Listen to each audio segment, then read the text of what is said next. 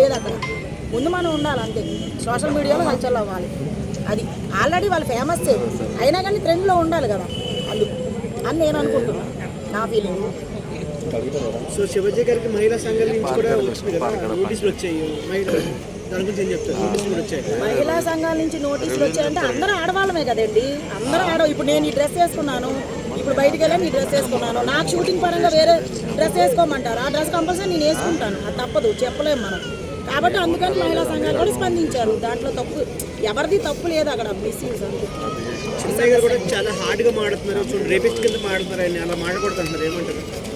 అదే కదా మనం ఆలోచించాల్సింది ఏంటంటే, రేపులు మటర్లు చేసేవాళ్ళు ఎవరు మనం ఏం చేయలేమండి, ఒక మాట చెప్పడం అది తప్పు అయిపోతుంది అంతే. మాటలో అర్థం చేసుకునే విధానంలో ఉంటుంది ఏదైనా అని నేను అనుకుంటున్నాను. చాలా ఫ్యామిలీస్ కానీ అంటే ఉమెన్ కానీ చాలా మంది శివాజీ కూడా సపోర్ట్ చేసే వాళ్ళు ఉన్నారు, అంటే అది మనం అర్థం చేసుకుని ఏ బట్టి ఉంటుందని చెప్పేసి చాలా మంది అంటున్నారు. సో మరి ఇప్పుడు ఫీమేల్ కూడా చాలా మంది సపోర్ట్ చేస్తున్నారు శివాజీ గారికి, ఒకవేళ ఆయన మాట్లాడిన తప్పై ఉంటే అందరూ అపోజ్ చేయాలి, కానీ కొంతమంది సపోర్ట్ చేస్తున్నారు, కొంతమంది ఆయనకి వ్యతిరేకంగా వెళ్తున్నారు.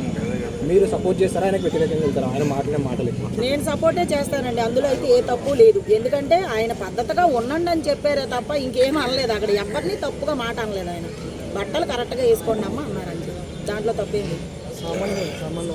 సామాన్లు అనేది ఆల్రెడీ సామాన్లు ఆయన ట్రెండింగ్ చేశారు కాబట్టి ఏదో టక్కుమని ఒక మాట వచ్చింది అంతే, దాంట్లో తప్పేముంది. అనసూయ గారు ఎందుకంత రియాక్ట్ అవుతున్నారు? ఎందుకు అవుతున్నారో ఆమెకే తెలియాలండి, పర్సనల్ అది మనం చెప్పలేము. సో అంటే చాగంటి కోటేశ్వర్ కూడా చాలాసార్లు చెప్పారు ఇట్లా మహిళల గురించి, ఆయన మాత్రం ఎవరు టార్గెట్ చేయలేదు, ఈయన మాత్రం ఎందుకు టార్గెట్ చేశారు? అదేనండి చెప్పేది, ఎవరిని పట్టుకుంటే మనం వెళ్తాం ట్రెండింగ్లో, రైలు బండిలాగా పరిగెడతాం, వాళ్ళు పట్టుకుంటారు, ఎవరు పడితే వాళ్ళు పట్టుకుంటే వెళ్ళరు కదా, అది మ్యాటర్ అక్కడ. శివాజీ గారు ఆ సినిమా లెగాలని కావాలని మాట్లాడుతున్నారు, సినిమాకి దానికి ఏంటండి సంబంధం? ఆ సినిమానే, ఆయన ఏదో చెప్పారు, స్టేజ్ ఉంది కాబట్టి స్టేజ్ మీద చెప్తే అందరూ వింటారు, అందరికి అర్థమవుతుంది అనే విధంగా చెప్పారే తప్ప అట్లేం లేదు.